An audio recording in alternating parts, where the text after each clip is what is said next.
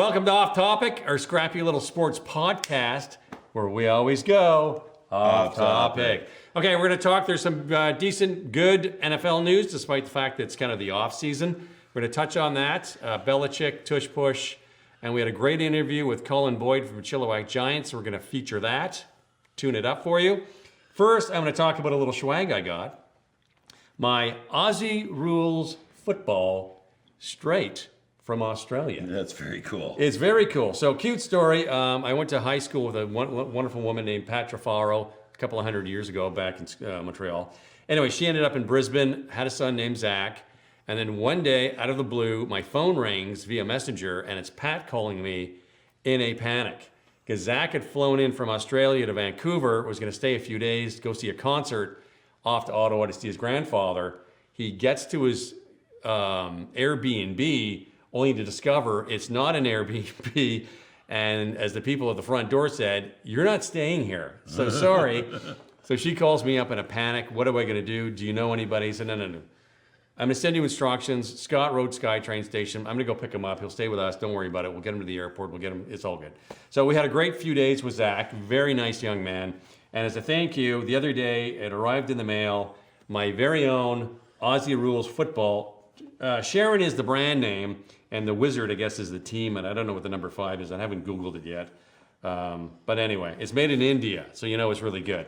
So yeah, so thank you very much. This is our swag. I'm going to put this on our swag counter here as we add to our little shelf of fun here. Let's get the Sharon Wizard thing going. It's going to anchor this with this little. There we go. There you go. That should show up. Okay, so that's it. Okay, Perfect.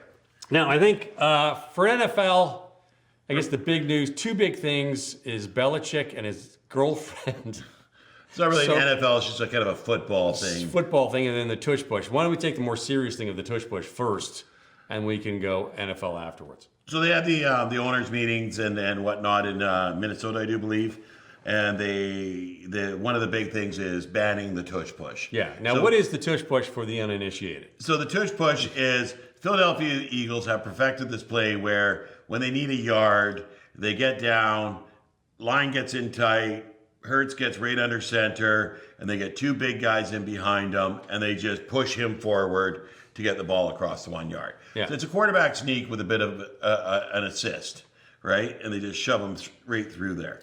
So it's been interesting that people can't stop it. It's a tough play to stop. Quarterback sneak's a tough play to stop. The tush push is a tough play to stop. The Eagles have also done some plays off of it. There was one that I really liked where they faked it and flipped the ball out to DeAndre Swift, who ran around the outside with just one blocker, scored a touchdown. So you could build off of the play. It pisses people off because when they get down to that 1 yard line, you can't stop the Eagles. The Eagles have perfected this play. And Can you stop it though? If you know it's coming, it's tough. It's a tough play to stop. You know it's coming. You get in and you try your best. And yeah, they have thwarted it a few times. Yeah. But I mean, it's not anything out of the ordinary that hasn't been done before. Right. It's just they've perfected it. Right. And you're only going for, so we're clear, they need a yard. Yeah. This or isn't inches. Inches. This isn't the play you do to get the massive first down, 20 yards down the field. This is you just need that tiny bit, and away you go. Yeah. And I mean, we've seen. Pardon me. What the argument is people are going to get hurt off this play. Yeah. No one really has. Yeah. Like your basic injuries that are going to happen in a football play anyways. Right. So the argument's not really there. And they're hiding it behind the real argument of we can't stop it and they're the Super Bowl champions because of this play. Yeah. They're not. No. Let me get this clear. They're champions, but not because of tush push. Yeah, not because of this play. Yeah. So Jason Kelsey showed up and did a real passionate talk about the play and the competitive. So this is a competitive committee are looking at rule changes and whatnot, right? It failed 22 teams in favor of banning it to 10 teams against it. Yeah. And this is what I like about the NFL. In favor of banning it. In favor of banning it. Okay. 22 to 10. This is what I like about the NFL. In order to make a rule change, 24 teams have to vote in favor. Boom. of it. 22 did.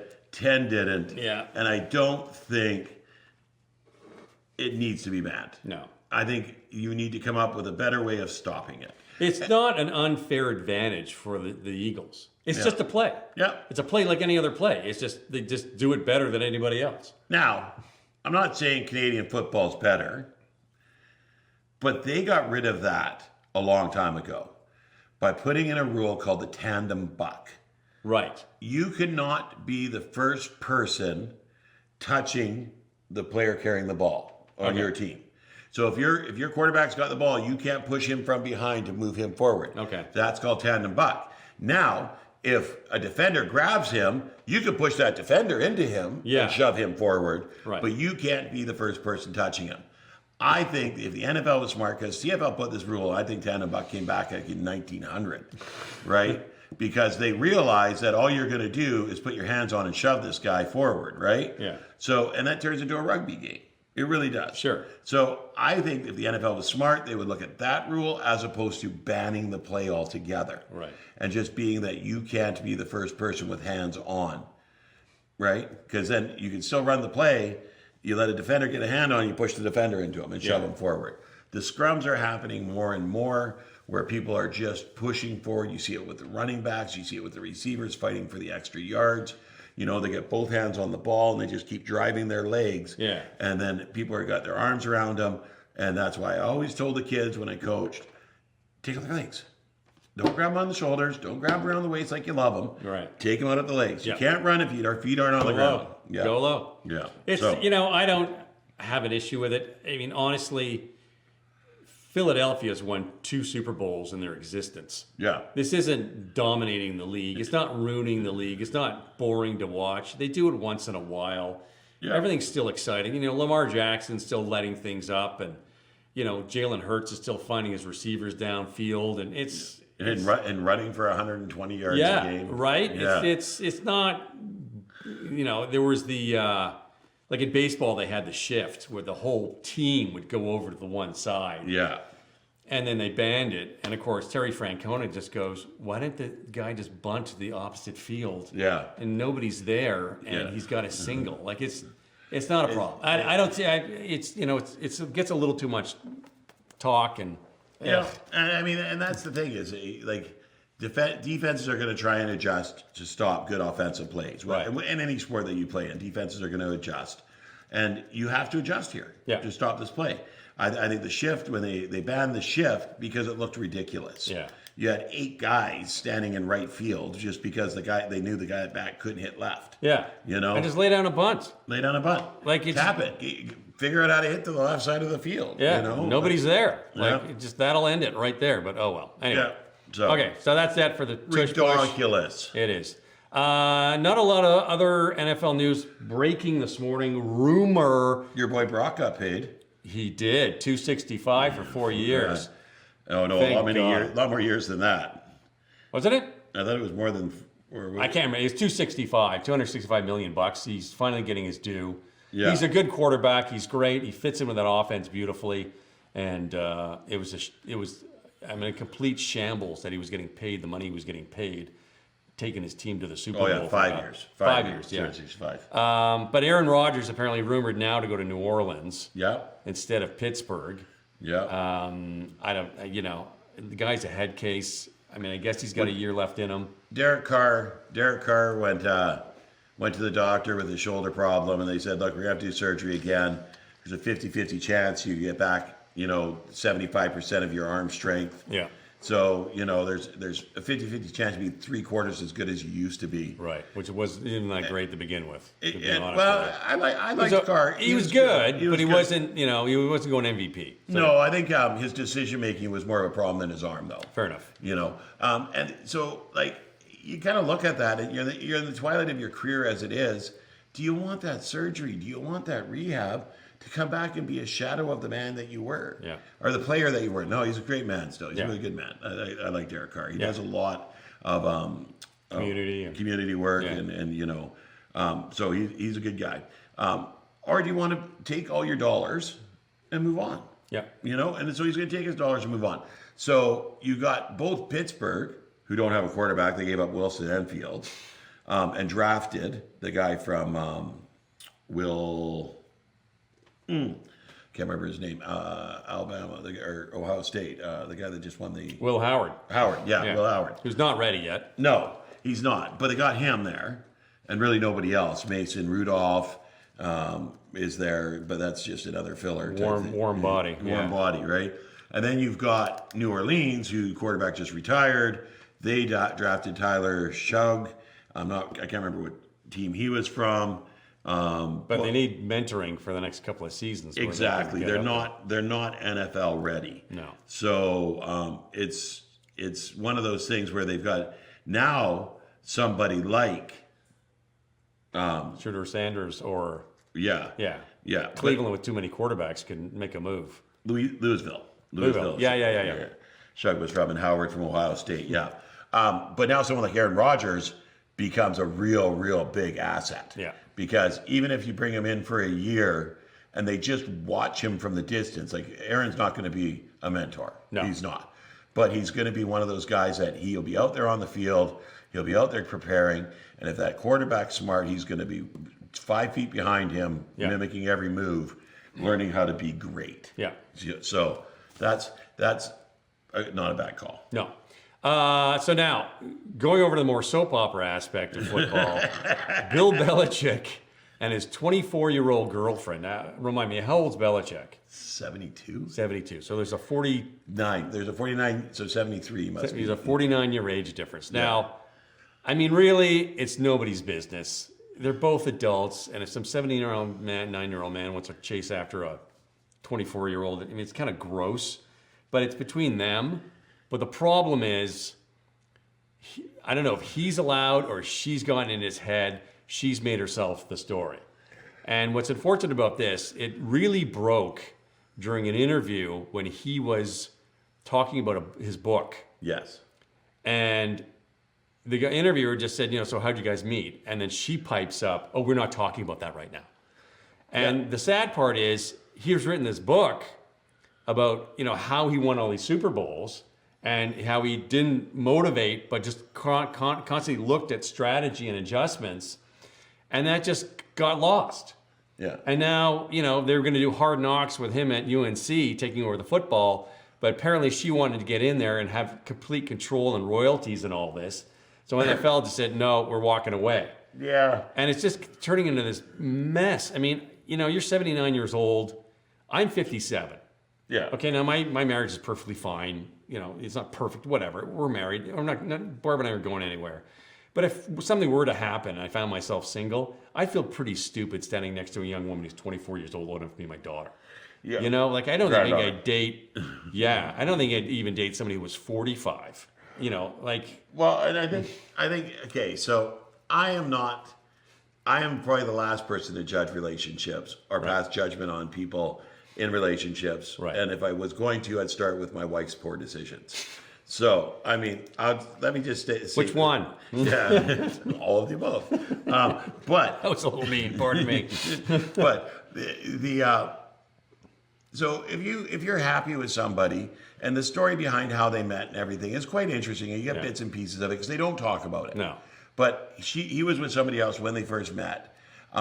She was interviewing to be or wanted to be his assistant or I thought they met on an agent. airplane or something. They did. They met on an airplane. She was studying to be like a player agent or something like that. So, Sure. So a producer type thing. They got to talking.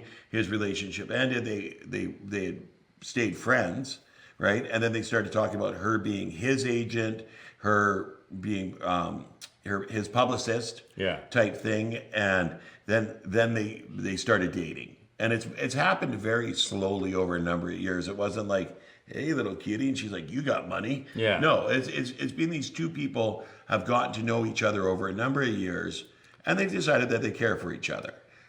Okay, right? They're adults. They're adults. They're making decisions that they're that they're happy with. Their families don't seem to have a problem with it. Yeah. His kids treat her like a little sister, and her parents All her dad wanted was an autographed jersey from the Patriots. Oh, he's getting So- more than that. Yeah. So, and they're enjoying each other's company. Now, they made a big deal about that interview, Yeah. right? And supposedly the interviewer came in with a list of topics that were off the table. Yeah. And their relationship was one of them. It was not to be about the relationship. The problem The is very- she's sitting right there. Exactly. And the very first question he was told, Yeah. our relationship isn't the topic, the book's the topic. Yeah. She's the publicist, he's the author, co-author, or whatever, right?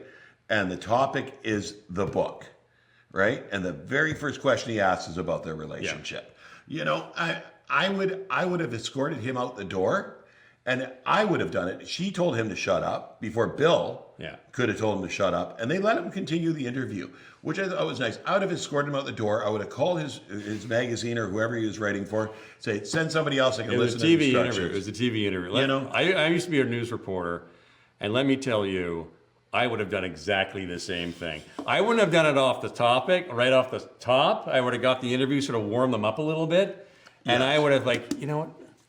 How'd you do me? Yeah. I would have buttered them up a bit. Any reporter with half a brain would have done exactly the same because it's just Okay, no. too big to ignore. Yes, but not out the gate. Not out that's the gate, Problem. I mean, no. like seriously, out the door. Like right now, out the door because you're obviously have only come here for this one topic. Yeah. You're right. You come in, you butter him up, you talk about the book, Yeah. you blow sunshine up his ass, and then you hit him with that. You don't. You can start do. with They're that. saying you can say, you know what? This is about the book. Hey, why don't you go wait outside? Yeah. Well, you want me to talk about your relationship, but you're sitting right here. That's going to be pretty tough. So it's kind of up to you. But if you're here, I may not be able to help myself. I would totally have done the same. I would have done off the top, but I would have, I would have let it go, loosen him up a little bit. My only point is, if I was, say, his lawyer or someone really close to him, I would sit him down and say, look, you do whatever the hell you want, but this is what we're going to do. We're going to build a shell company, and we're going to put all your assets in it, and we're going to go offshore. Yeah. And you're going to have the only person to be able to take money out of it, but you're going to need my signature in order to do it. So I have what's the term when you override or so final say, Power of attorney. power, not narrowly power, but there's a term veto. Yeah, I got yeah, veto rights. Okay. And then you know what? For the $10 million you make a year at UNC, she can take all that money she wants, but all your assets you've worked for your whole life, we're going to protect them, and she doesn't get to touch this, and and trust me, I'm doing this because I care about you. And here's the thing.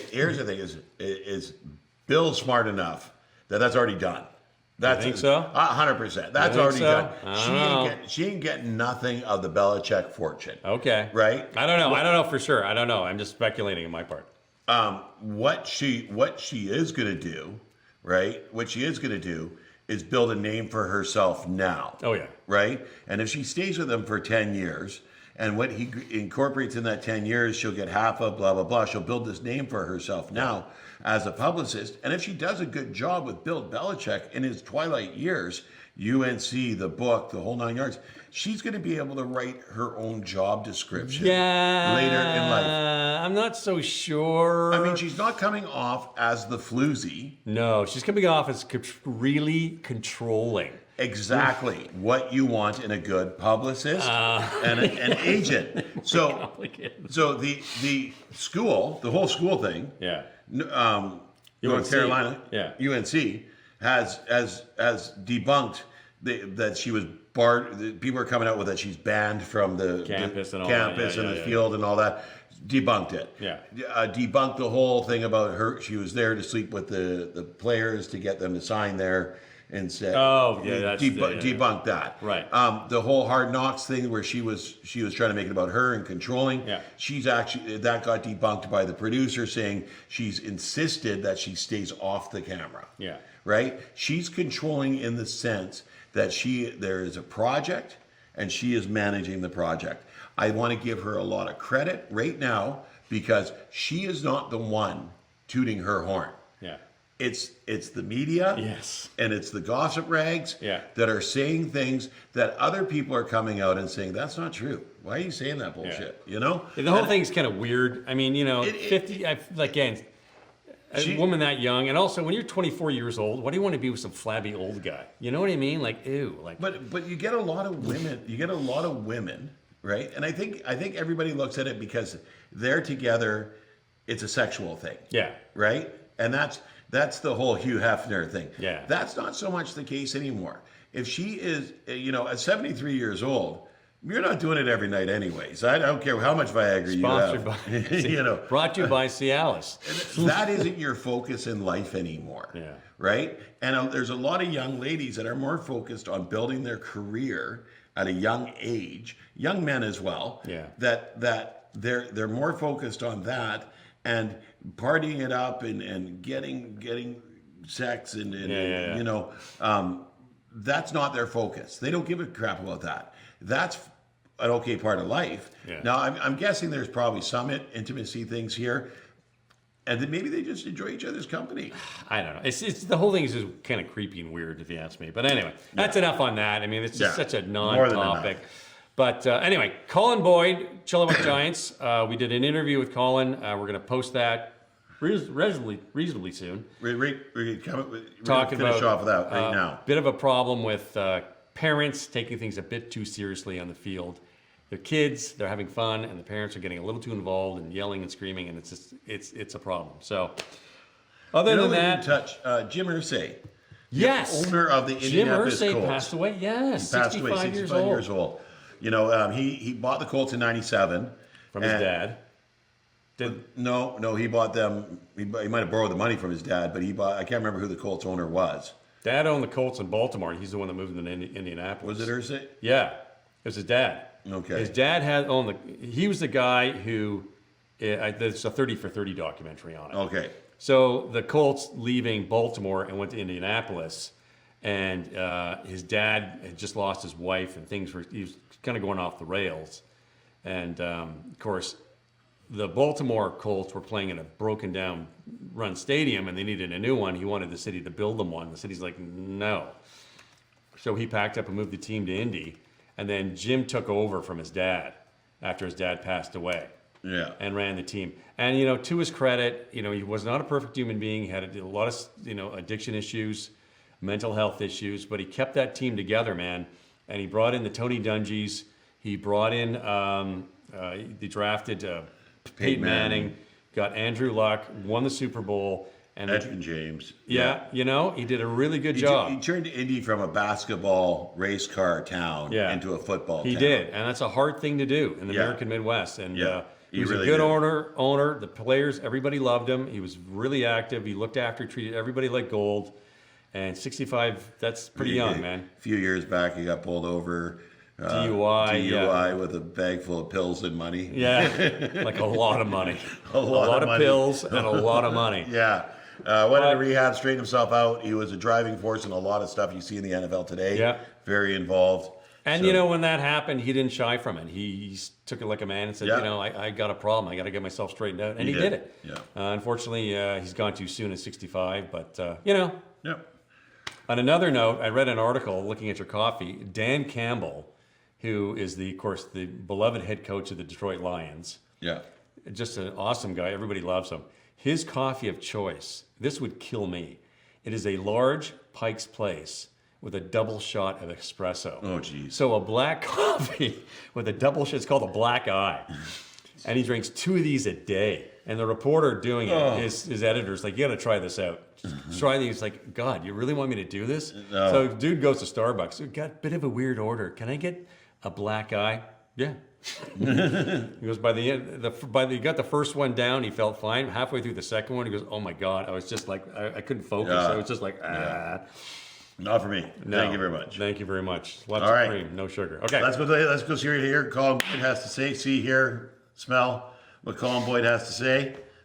We have a very special guest with us today. We're going to do a standalone interview with my man, Mr. Colin Boyd, the Chilliwack Giants. Colin, welcome to Off Topic. Thank you for having me. Good to see you, buddy. I'm excited to Pleasure. be here at beautiful Ryder Lake Studios. Ryder Lake Studios. The sun always shines. At Ryder Lake Studios, except when it's raining and Wayne's here. Anyway, Colin, now you are heavily involved in community sports.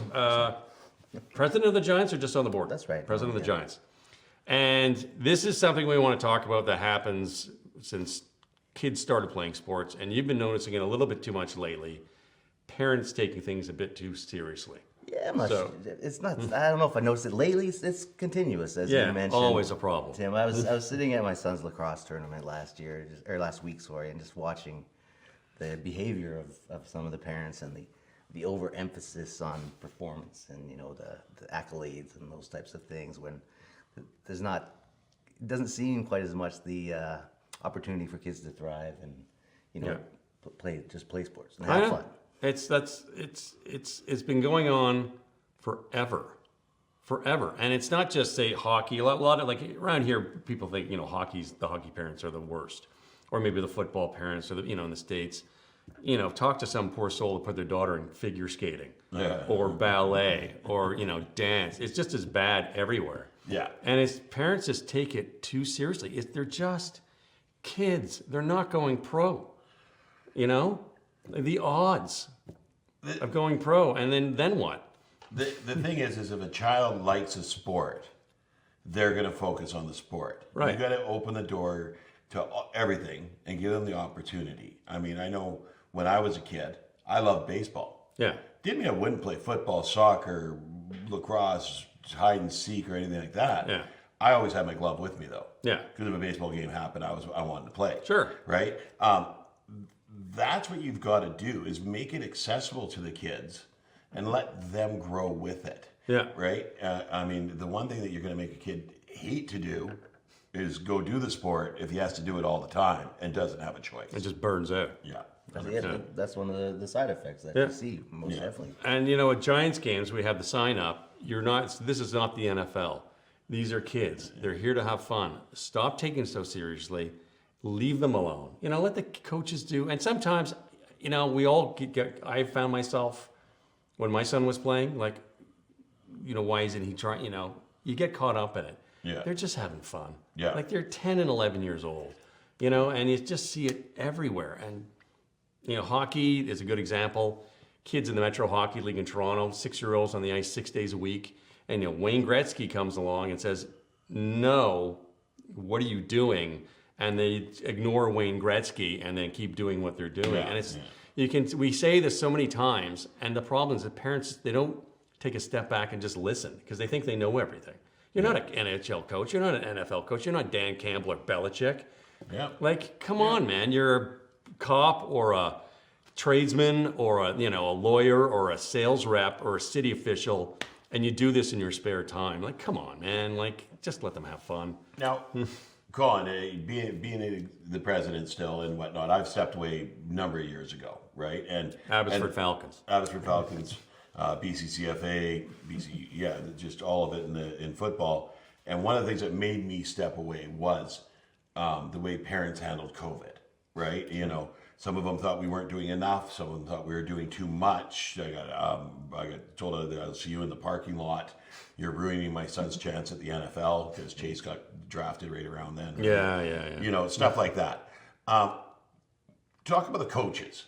Like the coaches' attitude that I've always found as an executive, where they were there more so to grow the game, grow the kids, enjoy the sport. But do you find that you get too many coaches take it too seriously as well and have that we got to win at all costs type thing? You know what? In our organization, Matt, I haven't seen that. I've always preached to every coach that comes across us. We just want the kids to sign up again. Yeah. Your only job, get them to sign up again. And that was my thing to every Yeah. coach. If every one of those kids re-registers next year, you had a winning, successful season. Oh, yeah. That was one of my big things. But Adam especially, they got to have fun. They don't know what they're doing. Yeah. And, when my son first started playing, there's always the kid that's the star. Yeah. And having never really been involved in sports myself, I didn't really understand. And then we get to junior bantam, and those stars are not even there anymore. Yeah. Or those stars did not grow like the other kids who were coming along, and they're just regular kids now. And then that's how you get sort of the emotional intelligence. Like, okay, he's great when he's 10, but at 13, it's a kind of a different game, and who the hell cares? Because no one's going to the NFL anyway. So, And it's funny you say that because my son in Adam was fast. Yeah. And he was twitchy and he could get around people. Yeah. Scored 6 touchdowns in a game. Sorry, it was against the Giants. But Probably me.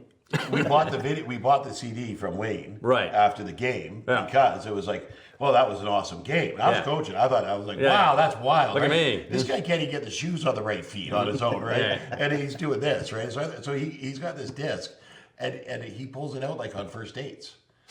Still, because it was his best, but he never grew, right? Like Yeah. he grew in grade 12 and older. And does now he get second dates after he Oh, shows yeah, the disc? yeah, Okay. They think he's just Speaking of awesome. coming back next year, Yeah, but it's like his crowning glory, right? And he Yeah. loves it. And the girlfriend thinks it's hilarious too. Yeah. They'll watch it on a Friday night just Right. for fun. He's been with the same girl for a number of years. She's awesome. But you know, like the kids are going to go out there and play sports, and they're going to have this moment where they do something that even they didn't believe they can do. yeah.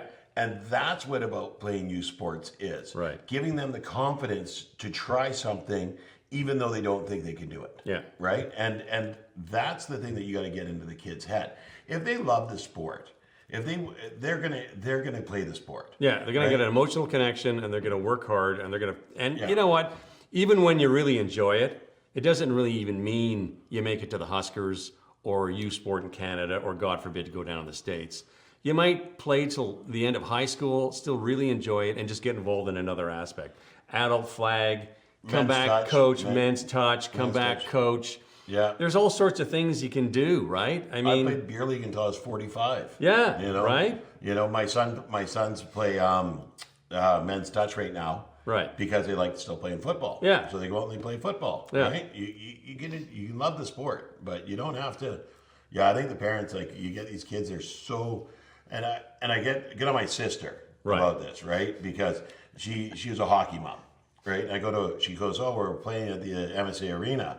You should come watch. So I go there, and the ref blew a call, and she's like screaming at this ref who's 12. I'm like, are you serious? Me and you are going to the parking lot and having a conversation right now. you get caught up. You know? That's a great point. I was going to bring up the third team and the Yeah. amount of young referees, especially that we have during our flag season right now, Right. is unreal. And then they're getting shouted at, screamed at. I know. I've been to so many lacrosse games where I've been kicked out by a young 14-year-old lady because somebody else was acting up in the stands.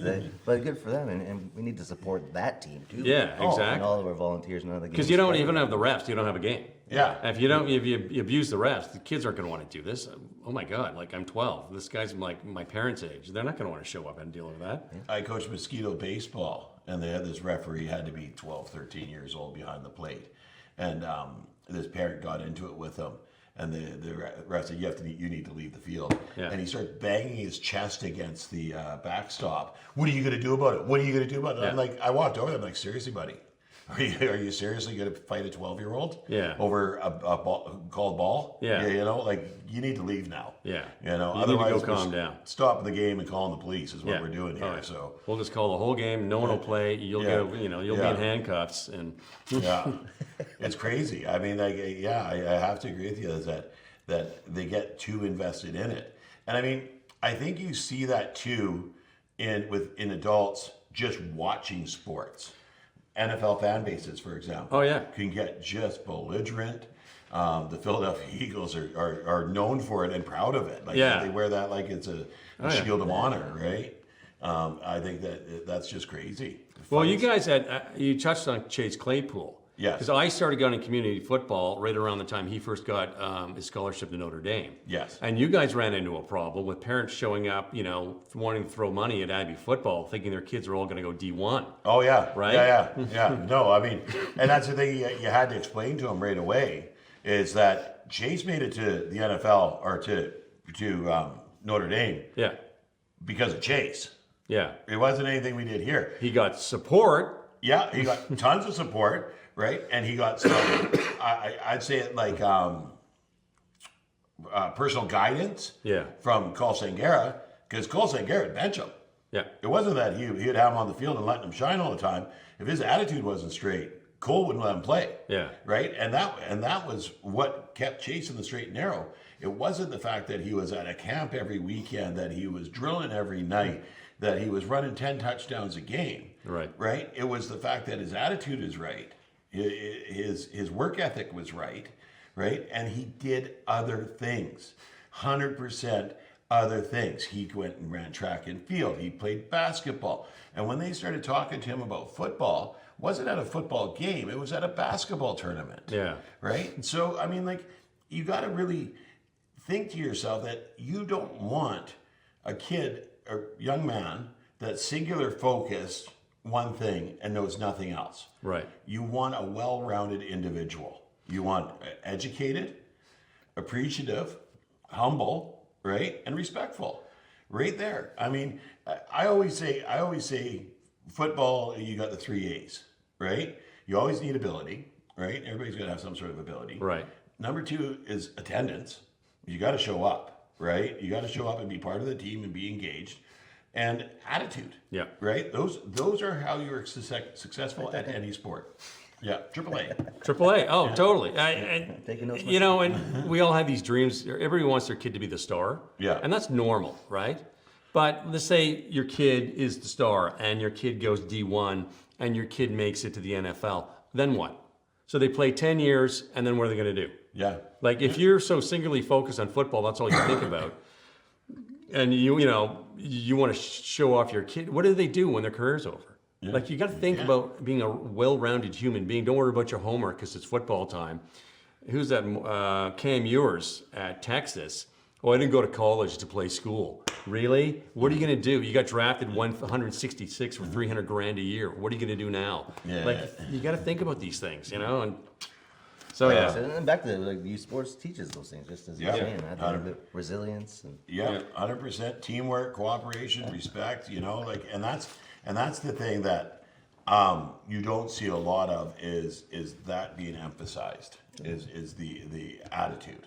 Right? Qualities. It's the Yeah. qualities that you come along with. Football knocks you down and teaches you to get back up again. And that's just, you don't understand, that's a life lesson that's going to carry you through the rest of your, you know. we've got some tremendous coaches that Yes. The you do. Giants, Yeah. you know, honestly, and it's thanks to the guy about the control tower over there, Wayne Bjorgi, who set the tone. That's about the kids. It's only ever about the kids having fun. Yeah. And that is just gold. Yeah, no, and I think that the attitude of the coach is it feeds off on them all, right? Like, you know, they're there, they're working together as a team to bring all the kids up. So, you know, and this is typical of an off-topic interview, as we brought you and did most of the talking here.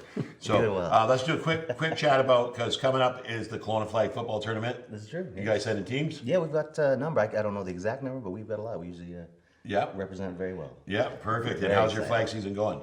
Seems to be going great. We all of our teams are doing well. We've got great volunteers. You know, when it comes to our jamboree days, Yeah, they go yeah. off flawlessly. And Or they always do. something out. Yeah, you guys have a great jamboree days. It's a lot of fun. Registration is a lot. We have How many kids did you get registered this year? pushing 300 kids. Nice. It included the 7-on-7 or the U19 Yeah, program, yeah, which yeah. was amazing. We had 100 there alone. But that's in Kelowna this year. Okay. 7-on-7 on the Friday, 12 to 6 p.m. Okay. They're having a round robin tournament and playoffs. Okay. there. So I think that's going to be very interesting to see that come back. A lot of fun. We used to do the U19 just straight flag, the 5-on-5 flag. And then that kind of tweetered off after COVID. And 7-on-7 really started to pick up some more steam. So now they're incorporating that and bringing teams up for that. So that should be really good. Sweet. So Good times. All right. Joe Gluska Invitational. That's the Joe Kleska Invitational. We're all invited. You know what? Smiling Joe. Okay, so I was still on the BCCFA when we were trying to, we were thinking of the name for this, and I put for the Joe Gluska Memorial. And he's like, I'm still alive, man. We got to find a different word. All right, just prepare to add, Joe. Just prepare to add. Holy mackerel. Well, thank you very much, Colin, for coming in. Hey. That's our standalone interview with Mr. Colin Boyd. We I'm did most of the excited to be here. talking, and you know, we do We'll be a this. spark plug here. Thank you very much. Thank you very much. I look forward to seeing you with the Thank you so Giants. much. Keep coming- doing the good work. Hey. Keep doing the good work, That's right. Colin. Look We're forward to standing on seeing. the shoulders of giants. Just There like you that, go. as Townsend Park. We'll see this man every day, dedicated. Remember, they're kids. It's all about having fun and just learning life lessons. And they're not going pro. So just back off. Okay. Thank you very much tuning in. We'll see you next time. On. Off topic with Tim and Matt.